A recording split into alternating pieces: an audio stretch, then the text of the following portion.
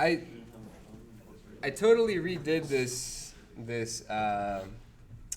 linear graph of the model or of this system. So trying to model the system with a linear graph, and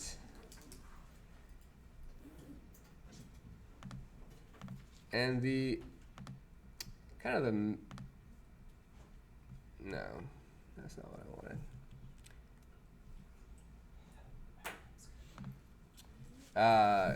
Kind of what I was going for is a model that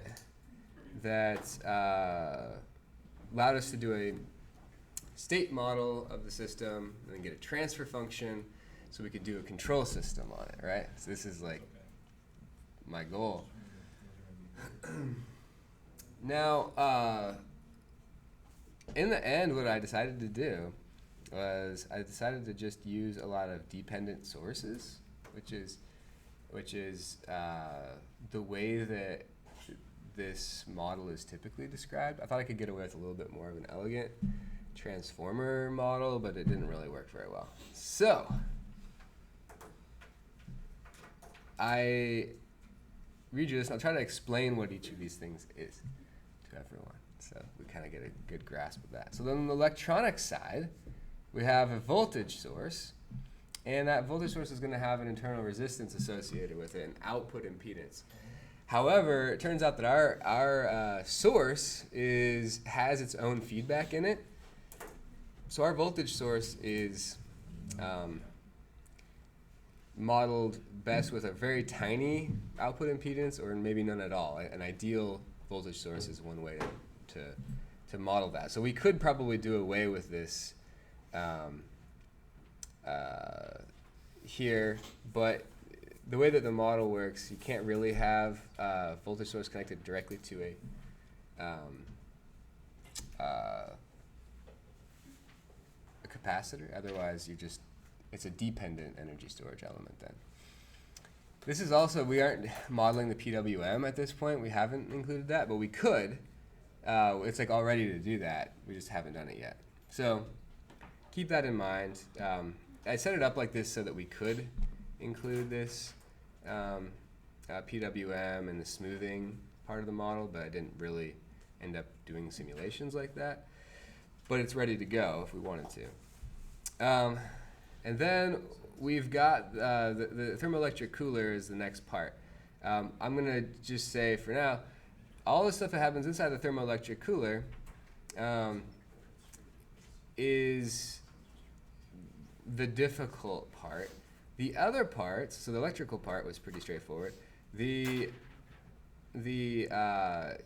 thermal aspect outside the thermoelectric cooler is pretty straightforward too.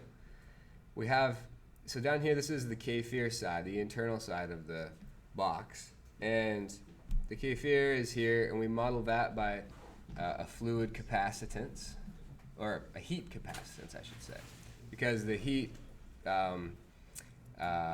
capacity of the K-sphere is very significant, and so it's going to take a lot of heat energy to heat it up or to cool it down. And we model the convection that happens between the internal side of the TEC, the internal plate of the TEC, and the K-sphere as being a resistance, which is totally fine to do that. That is pretty standard. So there are three modes of heat transfer that we typically talk about, right? We talk about conduction, convection, and radiation. Conduction and convection can both be modeled with thermal resistance. Radiation, you can talk about it like a thermal resistance, but it's just a very nonlinear one. It uses temperature difference to the fourth power. So it's highly nonlinear. So if you have a lot of radiative heat transfer, you're going to end up with a nonlinear model no matter what. Which is fine in this case if we wanted to do radiation, but there's probably not very much radiation. It's probably negligible in this problem. We're just going to use convection. It would be fine in this model, though, because we're already going to be nonlinear because of all the stuff that happens in here. It's all nonlinear. On the other side of the TEC, the other thermal side of the TEC, we have convection out to to the ambient room temperature. So that's what this is. So we have another resistor that goes out. Instead of going to a thermal capacitance, we model the ambient temperature as being a source at just a constant temperature. So the ambient temperature, so in Kelvin, it's like room temperature is typically, 294, 295. And so you can just make that a constant input. Then we've got our, so we have both sides of it. So we've got the two thermal sides of it. Then we also have the electronic side of it, right? So we talked about those, electronics, thermal side. And now we have the internal workings of the TEC, which are nonlinear. Not like crazy nonlinear, but they're nonlinear. So let's talk about those. So most of this is like really straightforward analysis, but the internal stuff is the tricky part. So how we model the thermoelectric cooler is that the electrical side of a thermoelectric cooler is pretty simple. It has some resistance associated with it, okay? So Rm, electronic resistance associated with it, Rm. And it has this voltage drop that depends on the difference in temperature across it, okay? The two sides end up at different temperatures, hopefully.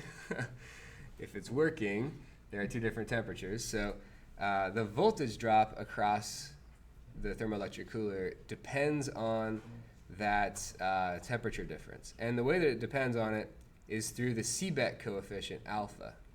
So V1, the drop across here, is equal to the Spec coefficient times TC2 minus TC1, so the temperature across that. Now, that's the sort of main relationship there. I guess that's the main impact of the thermal side on the electronic side. The electronic side has several impacts on the thermal side. And what this mostly comes down to is making sure that you have energy balance and that you're taking into account the primary effects, the primary thermoelectric Peltier effects. So we model the two sides of this thermally as being two thermal capacitors, okay? So you have a thermal capacitor on the inside plate and a thermal capacitor on the outside plate. And in between those, you have a resistance. So the material that the thermoelectric cooler is made of, in between, it's going to conduct some heat through it, just with normal conduction. And so that's what this internal thermal resistor is, R1. And obviously, if R1 is really, really low, that's bad news for us, right? Because that means that it's going to be really easy to bring these two temperatures together. We want them to be very separate. So ideally, R1 is larger. That's better for us. Now, we've got, so pretty much all that remains is how does the energy flow around, okay? And so it turns out that half of the, so if you're going to run current through a resistor, you're going to heat, right? So the current running through Rm is going to heat this thing by whatever the voltage across that resistor is times the current through it, right? It's the power is all dissipated into heat. So we know that that's going to be happening. We have to decide where that's going. What I chose to do, which is a little different than what some of the other models have done, is I chose to make half of it go into capacitor 1 on the one side and half of it go into capacitor 2 on the other side. You could make all of it go into this one. This is bad news. If you're trying to cool down this internal plate, or this inside plate here, then you're heating it at the same time that you're cooling it with this joule heating, QJ1, and that sucks. We don't want that. The more current we flow, the more heat we're going to introduce here. But there's nothing we can do about it. That just happens. If you're trying to heat the inside, that's helpful, right? You're heating it even more just by having that internal resistance there. All right, so those are the two QJs, QJ1, QJ2. Now, here's the Peltier stuff. This is like where the magic happens. If it wasn't for the Peltier, the QP1 and QP2, there would be no cooling that's happening.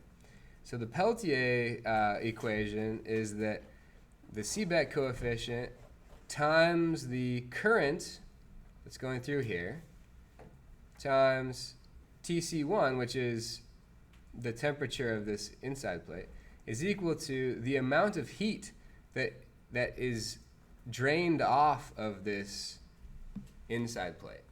Okay? Now, in order for there to be energy balance, this amount that gets drained off has to be similar to the amount that goes into this node here. So as you cool off this, you heat up this. They're not actually equal. They depend on the temperature of each plate. So the amount that goes into this node is QP2, which is alpha IRM times TC2. So it depends on the temperature of that plate. And I do this little energy balance here. If you manipulate these three equations, you see that the power that is flowing through V1 is equal to the difference in the two Peltier heats. The rest of the power from the electronic side is going to go into joule heating. Half of it goes to this node, half of it goes to the other node. And that's the total amount of power. So the amount of power in the electronic circuit that flows in is equal to the amount of power that's flowing in the thermal side as well. So that means that, thermodynamics is respected, which is always good. If your model breaks thermodynamics, probably a problem. And actually sometimes in one of the two papers that we used to help us with this, I believe breaks thermodynamics, or maybe it's broken by thermodynamics. In any case, it uses, it assumes that QP1 and QP2 are the same. This is how I read it. And if that's the case, then the energy balance is not met. So there's that. I think it's going to be kind of interesting. But I mean, it's still it's approximately true that they're the same, but it's not exactly true. Can you write a response to them? The peer-reviewed article? Yeah, I mean, like I might. I'm considering it. Do it. Yeah. So we'll see. In any case, here are the equations we came up with. The dependent sources, we already looked at those. The elemental equations, standard stuff. Continuity equations, compatibility equations, standard stuff. Oh, whoa. I didn't realize I had it's in there twice. Doesn't need to be in there twice. Once is enough. Okay. So then I moved over to Mathematica because I don't know about you guys, but this was daunting to me with all those equations. And it's a fourth order system, right? 1, 2, 3, 4 energy storage elements. So I was like, yeah, I'm gonna do this over here. So I used the new and improved state package, and I put in the input variables, the voltage source, and then that room temperature, ambient temperature source, constant. State variables, 4 of them. I chose like just a shitload of output variables because I wanted to see what all of them were doing, so I chose all the state variables and all of these variables too to be outputs, but that was just because I was interested in those. And then the new and improved state package allows you to put the equations in any order that you want. They don't have to be like solved for a certain variable on a certain side. You just put them all in.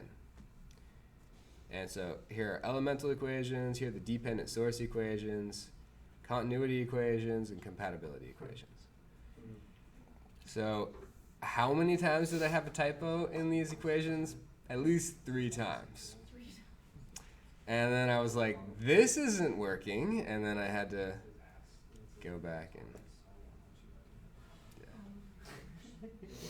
Those are my assumptions. Is there a better way to abbreviate assumptions? No, I like that. Assume. Maybe. I like this one better. So you gotta have a little bit of fun when you're doing code. Like, you gotta name variables fun things. So then I started to use the state package, and I plugged into state equations the input variables, the state variables, and then those equations from above. And it does all the algebra for me, and it gives me this. This is a little small, isn't it?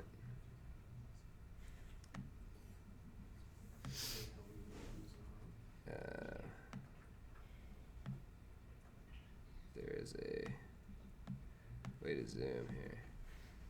Ha! Is that a little bit better? So, I mean, you don't need to like see every term here, but the gist is that these are solved for the 3-time derivatives, and all in terms of state variables and input variables.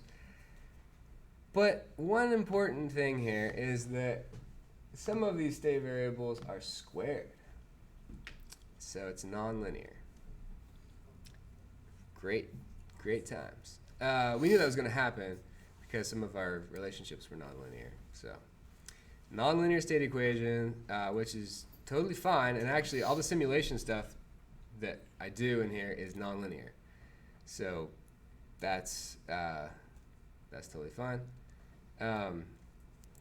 You can work with a nonlinear system, but it does some weird things. Like if you double the input, it doesn't mean you're going to double the output. That doesn't hold anymore. Lots of things that you have really like gotten into your heads about systems are all only apply to linear systems. So like understanding when it doesn't apply to nonlinear systems is important. But our intuition is a little less good for nonlinear systems. Then I also included a function that's now in the new and improved state package to linearize a nonlinear state equation. So that's this function, linearize state. And you have to give it an operating point to linearize about. So I just gave it x0, which is all of the state variables, with a 0 after it. So I just said whatever that operating point is, we'll call like the operating point for the voltage across the capacitor in the electronic circuit, VCE0. That could be equal to 5. I mean, we could do anything, but I wanted to do it symbolically. And the same with the inputs. I said these are just going to be the source 0 and then the temperature 0. So symbolically, you get out these A, B matrices, and this is the linearized version. And notice that the operating point shows up here, right? Like TC0. If you're going to linearize this about a certain operating point, you have to choose that operating point, and it determines what the A matrix is. So there's that. The B matrix is actually pretty easy. And then the new state equation is going to be ax plus bu, but these are all deltas now. So now you're in a linearized state equation.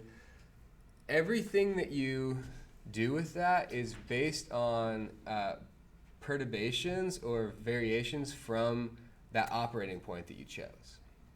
So if your new like TC1, it's now we would call it DTC1. It's going to be, so say you had 5 come out to be your TC1, your DTC1. That's going to be 5 Kelvin from the operating point. Everything is now measured from that operating point. That's your new sort of 0, if you will. Okay? So, that was, I did this because we're going to want to get a transfer function, and transfer functions strictly are only defined for linear systems. And all of our control theory stuff is based on linear systems, so we can't use a nonlinear one with all that stuff we learned.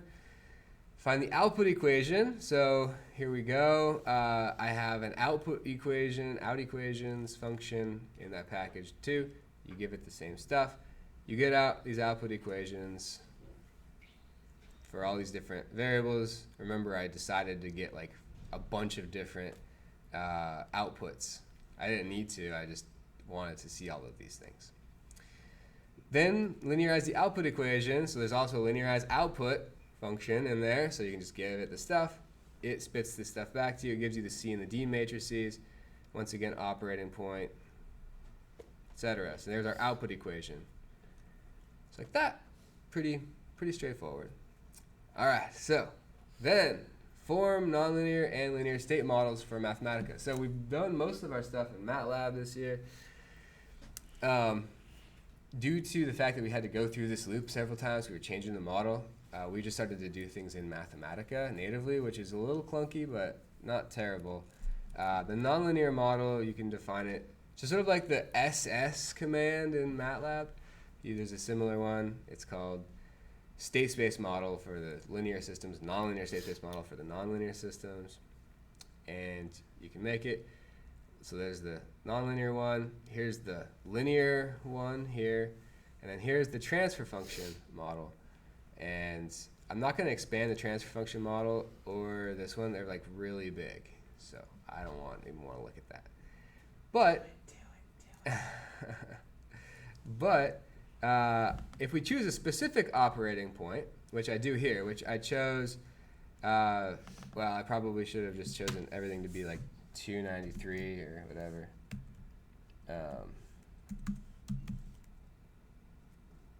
And you get a whole bunch of stuff in this transfer function. So if I expand that, it's like scroll and scroll and scroll.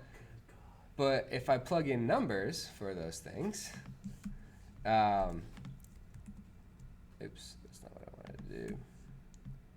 If I plug in numbers, I get, and I just select out the transfer function that goes from the voltage source, which is our controllable input, right?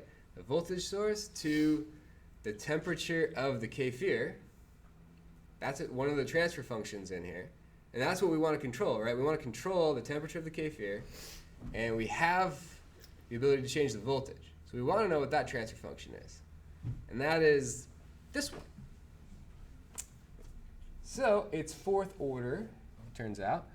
But if we look at the poles and zeros, we are looking at a 0 here, and the poles are 2 poles that are really close, actually 3 poles that are fairly close to the imaginary axis.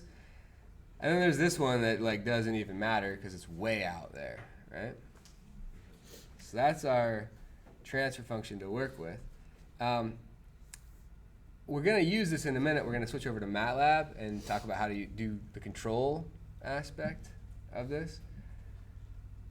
for now, we're going to stay here in Mathematica, and we're just going to simulate what happens if, not doing feedback yet. What happens if we just do a step input in the voltage? What happens to all these different parameters? And this is part of how we debugged this. So, Jordan and Will, the other folks on the modeling crew are more familiar with how we went through this like several times. But yeah, this simulation helped us to get like a reality check on things. So we would simulate it and we would see some crazy stuff and be like, well, clearly this isn't right. Something screwed up with our model, and we'd have to go back and find stuff. And that's how I found those typos in the equations, is by seeing the stuff go crazy and being like, that's not. It wouldn't go to negative 300 Kelvin. Like, I'm pretty sure of that, because that isn't even like defined. So yeah. So. Right, so like before I was going to go off and do, the controlled aspect of this, I'm not going to use a model that I know is not giving me physical stuff. It's not correct. So this helped us a lot. The parameters were, some of them we have good numbers for. Others of them are a little bit more estimated. We used, this Linearize paper. This Linearize paper includes this discussion of how to estimate certain parameters in it. So like the electrical resistance from spec sheet values. So the spec sheet for this has, let's see, I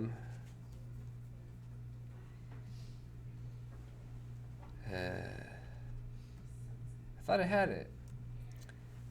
Oh, yeah. I think I might have closed it. Anyways, there's the spec sheet includes things like Vmax, Imax, TH, which is the hot side temperature. So you have to just choose a hot side temperature you're going to use, for your parameters. It's not perfect when it changes from that, but something you got to do something. The difference in temperature between the cold and the hot side is delta T max. You use those, you plug them in, and you get these estimates of these parameters, like the electrical resistance, the thermal resistance across the plates, which is important, R1 in our model, and then the seabed coefficient. So that's how I came up with these random-looking expressions.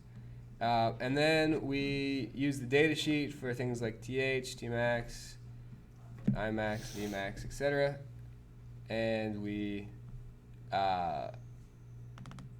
use the output response function, which is sort of like in MATLAB when you use LSIM. You can give it a system model, and then you give it the input and the initial conditions, and it gives you the response. So that's what we did here. And then this is just for plotting purposes. This is all just plotting stuff. So what I got, I did this one in Fahrenheit. The rest of them I did in Kelvin, but this one is in Fahrenheit. This is what happens when I put in a 20 volt step impulse, which maybe we're doing 12? Yeah. Okay. Right at 20, but go ahead. Let's do 12. I think I was just doing this when I was setting things up. I didn't know how much we had. So 12 volts and an ambient temperature of 297, which is like 75 degrees almost. So there we go. Good. So what I don't get with that is, so the whole point is it's like, hover around a certain temperature.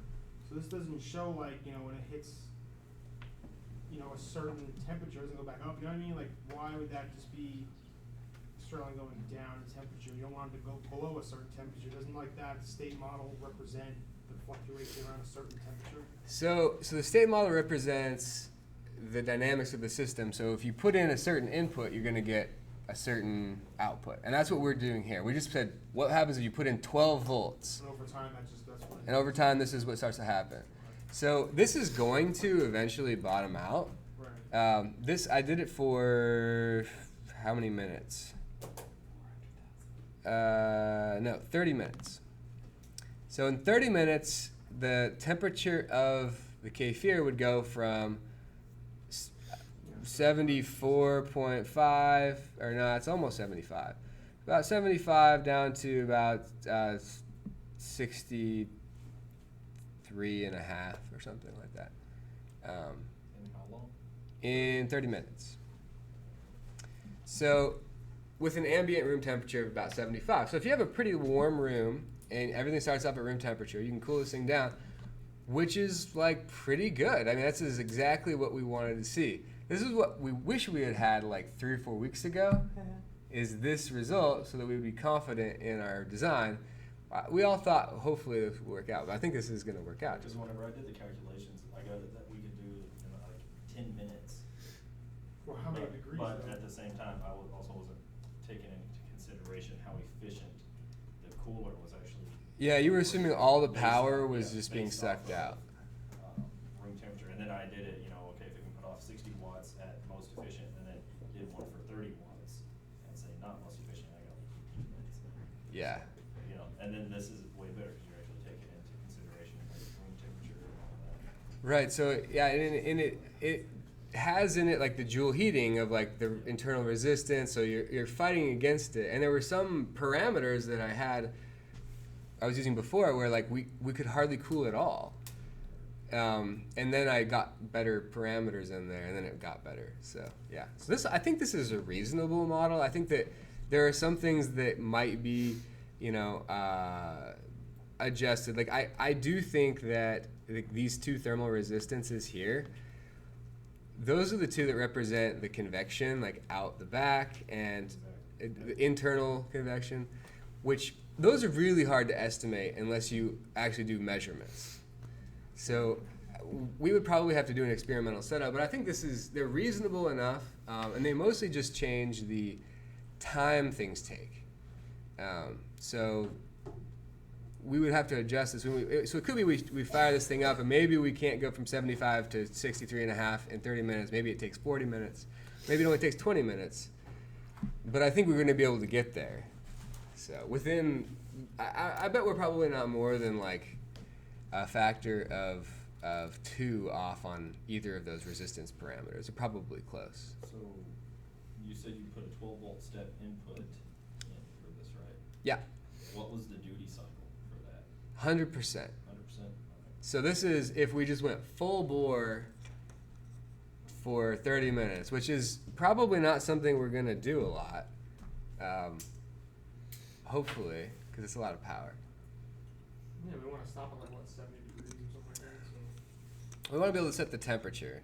So that's the other part. So this is a model. This is assuming that your controller was just saying full bore cooling, but that's why we're going to stop and use the transfer function, move over to MATLAB and do a controller design, and say, okay, we don't want to just necessarily turn it on full bore all the time. We want this thing to turn on to keep it at a set temperature, Like a thermostat? like a thermostat. Exactly. And that's essentially what we're building is a thermostat. We're building a temperature controlled chamber that sets to a specific temperature, which is just like a house setting to a certain temperature. So yeah. So the 3 temperatures that are the most important temperatures are, so C1 is the inside of the thermoelectric cooler. C2 is the outside of the thermoelectric cooler. Those 2 temperatures matter. And then the temperature of the kefir. Those are the 3 temperatures that matter. Notice that it doesn't take long for the outside to get real hot and the inside to get real cold. I don't know how realistic these numbers are. I mean, they're as good as we got with just using non-experimental parameters, but those 2 happen quickly. And then notice how slowly the kefir is moving, and that's because of mostly because of the fact that there is so much thermal mass or thermal capacitance associated with a jar of water, right? It can absorb a ton of heat. And so that's why it takes a whole lot of cooling and heating to move its temperature around. But one of the nice things is that the milk that I'm going to be putting into this is going to be refrigerated milk. We'll put it in there, and then so it's going to start off on the cool side, and we'll, maybe in the controller design, we might have to consider if we're going to like really aggressively trying to heat that up, or just let it come to equilibrium and then start controlling it. I don't know, but we won't have to do a ton of cooling. Heating is easier. So notice the two sides of this, how different they are temperature-wise. This one went up 30 plus Kelvin really quickly, and this thing was more like 20. And that's because that Joule heating is helping the heating side, and it's hurting the cooling side, right? The Joule heating is the resistive heating that's happening, and it's increasing the temperature of both sides. So that on the heating side, that's helping it. On the cooling side, that's hurting it. Looks like it gets down below freezing too. The cold side. Yeah, I think it will. I think it could. And potentially it could have ice problems. That's what you got a fan for. Yeah, I mean, and hopefully, I mean, if the fan is keeping the air circulating well enough, then it should, hopefully that will lower my R value, my resistance, and then it'll transfer the heat over, or suck the heat away more from the kefir. So I think this is like a conservative estimate. I think this is going to be probably, I think it's going to be okay. I don't think this will actually get quite as cold as this model is predicting. I don't think it's going to get quite as hot as this model is predicting either. But I mean, that being said, if you go full power through this thing for minutes, I could see one side getting really hot and the other side getting really cold. So hopefully we're not going to melt anything or freeze anything. Dun, dun, dun. Yes. Hopefully the thermal paste will be okay. We kind of switch the things, just like melt one side and cool one side off real quick, and then switch it back. You could. I mean, you don't have to go full. I mean, we might decide that we're like, okay, we're never going to go full bore because maybe we start to like heat things up too much or cool things down too much. So. But anyways, it's going to be really fun to plug this thing in and try it. So. 99% recycled. Count as full bore. 99%. It's not full bore. Yeah. So then the other thing that we are looking at here is, you can't see it on this. I have a screen with a lot of pixels on it, so I can fit this on my screen better than it fits up there. But I plotted out all of my outputs in a row because I was trying to get a feel for them. So like the voltage of the capacitor, the temperature of the outside, the temperature of the inside, the temperature of the kefir. This is the voltage. This is the voltage that is seen by. Let's see if I can make this any bigger. The thermoelectric cooler, or this is the sort of back action voltage from the thermoelectric cooler. So I don't know if you can read it. It looks like I can't really see it well enough. But I don't know if I can do this. Woo! There we go. Yeah. So it gets up to 3 volts drop across the thermoelectric cooler. Remember, this is governed by the temperature difference.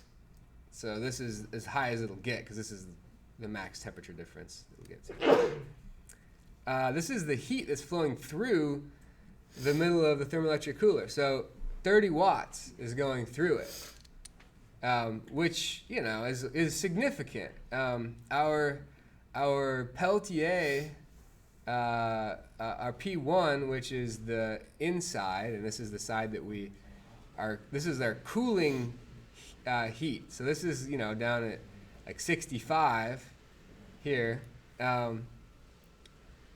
The other side is heating at like 80 watts.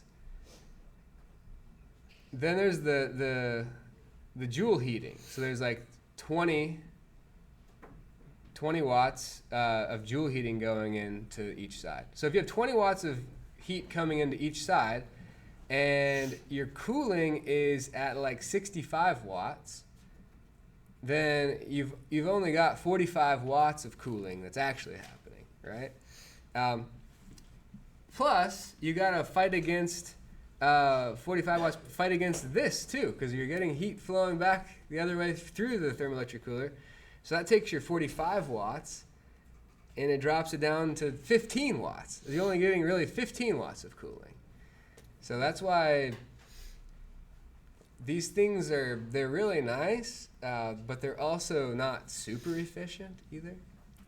They're, you know, they can do some cooling, they can do some heating, but you're fighting against a lot. You're making two things really different temperatures, really close to each other, and so you get 30 watts flowing right through it. That's just essentially just canceling out anything that you do. Sucks. But there's really like not a lot of like better ways you can do it. So yeah. So anyways, unless you want to go like a full refrigeration cycle, which we didn't want to do, this is pretty good. All right, and then the rest of it is printing to MATLAB, and that is still getting worked on. Now, so first off, let's just stop and just admit that this is really cool. Okay, it's really cool. We can put in any voltage we want. We can see what the response is going to be. Any initial condition we want. We can see what all of these different parameters are going to be in the system. We could make a little app like Justin's little electronics app for Thermoelectric Coolers. We could do that. You could see like how much, what the voltage is here, and the number of amps here, and yeah, I almost said amperage. Whew. We got one already. So yeah, it's pretty cool. Now what I did was I took this transfer function, which let's remember it's from the voltage source to the temperature of the K-fair, which is what we're trying to control. Well, this is it. I mean, these are the poles and zeros and poles. This is the factored version, which has the constant out here. Notice that there's a negative sign on the transfer function, which if we have that, we have to recognize when we do our root locus design that you need to be careful. If you have a negative sign out front, then that means that if you have a positive voltage, it means you're going to have a temperature that decreases, right? So when you go up in voltage, you go down in temperature, which is exactly what we anticipate. That's the whole point. You go, and then if we also have the ability to go negative voltage and then heat, so we can go both ways, which is cool. So we pop that into MATLAB manually, which is one of the things that I want to fix, is that I can just like automatically fill out a MATLAB function with this. It should be cool, but we're not there yet because computers are hard sometimes. But we can just say, okay, there's this 0, there are these poles, and this is the overall gain. And let's take a look. There it is. There's my transfer function in MATLAB. Then I'm going to do a root locus on this, and maybe. Yeah. Okay. So actually there's one more pole that's way to the left, but I zoomed in on the origin because that one doesn't matter. So our root locus looks like this. When we want to choose where we want our closed loop holes to be, right? Now, I don't have a lot of strict requirements for that. My feeling on it is that, well, so first I thought, well, let's just go for like 10% overshoot. Let's just see what happens, right? Now, I'll kind of show you what I ran into. So if you go for that, say, okay, sure, gain of 91.2, and there's my pole location.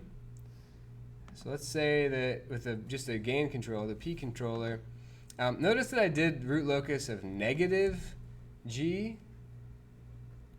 I do that so that everything looks normal and makes sense to our typically positive transfer function world.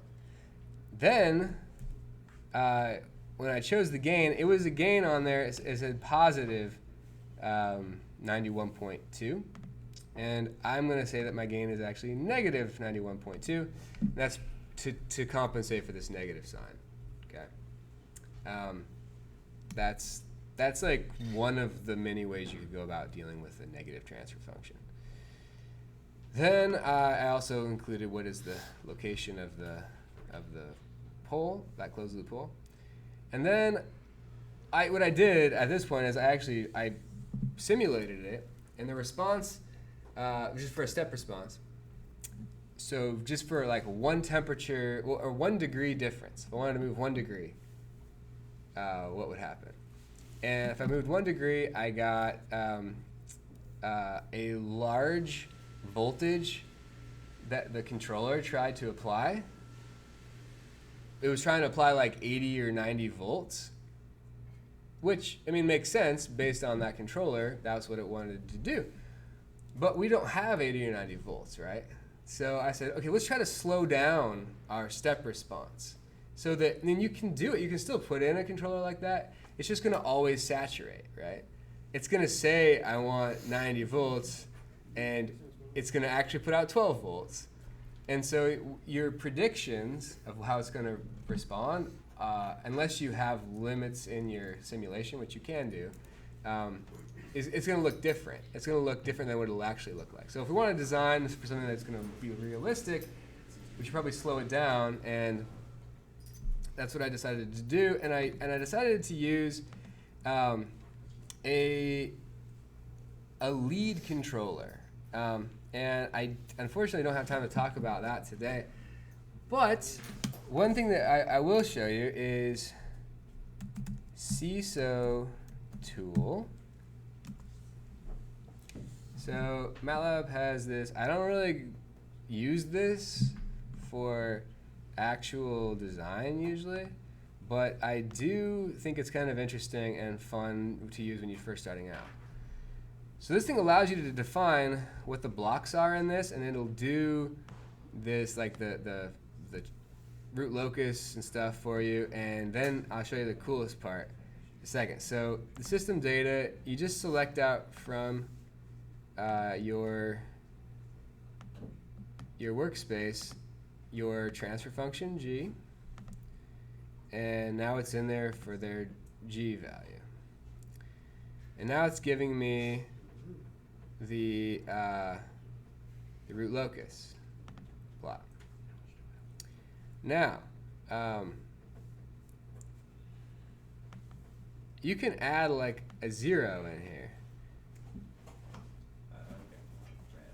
You can just move it around, and you can see when you do that, you move around where the root locus is, right? If you put a 0 in and you move it around, you move around where the root locus is, which is awesome, and it's really fun to just play with it in real time and see it update. Question. Yeah. All right, so I get you want like what the gain to be. You can pick what the conjugate pair is from that. We hit the MATLAB thing. Mhm. Just the graph. How do you backtrack that? Like, what do you like changing what the conjugate pair is to gain? Like, how do you backtrack that to like the physical? Do that? I guess I'm missing. So. Connection to like Oh. the physical world here with that. Okay. Yeah. So where we choose. so we choose a gain to place the closed loop poles at locations in the root locus. So at a gain of 91.2, we have a complex conjugate pole pair. One of them is going to be here, and the other one's going to be here. Closed loop poles determine the transient response, among other things. They determine the transient response of the system, right? And we want our transient response to be a certain thing. We don't actually care that much in this class or in this project what the transient response is. We just want it to like heat up or cool down. And because it's all on the stable side, essentially, even like the asymptotes are on the stable side of the graph, so it doesn't really matter what the gain is, essentially. Yeah, but it's going to just respond differently, right? So if you have a gain, it's like down here, gain of 15, you're not going to have any oscillation, but you're also going to be slower. It's going to be a slower response with no oscillation. So we want maybe a faster response with some overshoot associated with it. And then we need to choose a gain of like 90, which gives us that. So this goes back to chapter, I forget what chapter it was that we did all of the transient response performance discussion in. The location of the closed loop poles determines what the transient response looks like. And so you can design your controller to have certain time response, transient response characteristics based on where those closed loop poles are going to be. So so I'll just run it and I'll show you. I designed the lag. Okay, so first of all, notice that a step response ends up being, you go negative. So, which makes total sense because we have that negative transfer function in there. So, step response for the gain controller was like this, but with the lead controller, I wanted to slow it down. The reason is, if you come over and look at, I also plotted what the voltage command would be as a function of time. And for a P controller, it wanted to immediately go up to like 90 volts. And clearly we wouldn't be able to do that for this whole period of time. So I wanted to slow down our response a little bit. So I did that with our lead controller, which is typically the opposite. Usually with a lead controller, you want to speed up the response. But I wanted to slow it down. But you can do either with it, and that's what I did. I slowed it down, and that required that my voltage be much more reasonable, right? So I can go up to, I guess I can go up to 12. I thought I was thinking 20 because in my head, but we might have to make this even less aggressive, a little bit slower. But it can respond to a step change in temperature in like, 3 or 4 minutes. That's not bad. I mean, that's pretty reasonable. Notice that we don't have any steady state error, which isn't, or it's very small. It's not surprising because our transfer function has a pole that's so close to the origin, right? And if you had an integrator, the pole would be on the origin. So the steady state error is just very small in this case. So we don't really need to do an integral control. That's why I just did a lead control instead. So I'm going like way over. There's a lot of cool stuff here. I'm going to try to work with the modeling and controls folks to try to get some of this written up so you can kind of like understand it. And I want this to be a process where you guys learn. Wednesday, Thursday, we can talk about it. Yeah, well, I think we're all going to head to the lab, or those of us who can, head to the lab. And so hardware people can do hardware stuff, and then I can work on the model with some folks too. Cool. All right, well, I'll see you guys at the lab.